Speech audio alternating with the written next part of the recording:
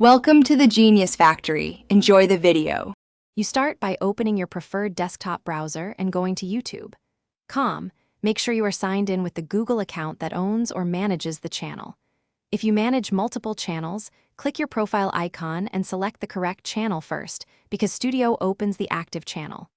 Once done, confirm any two-step verification prompts so you don't get blocked during setup.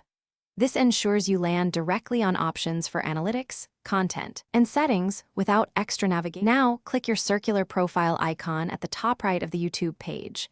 This exposes the account menu where you select YouTube Studio. You should see the Studio dashboard load in the same tab, showing Overview, Content, Analytics, and Comments panels.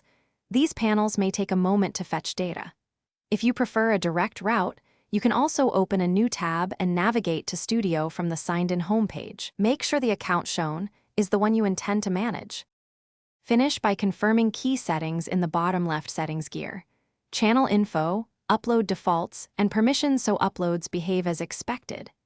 Use the left navigation to go directly to content for uploads, analytics for performance, and comments to moderate audience interactions. This speeds routine tasks. If Studio fails to load, clear your browser cache, disable conflicting extensions, or open an incognito window to isolate the problem. These steps usually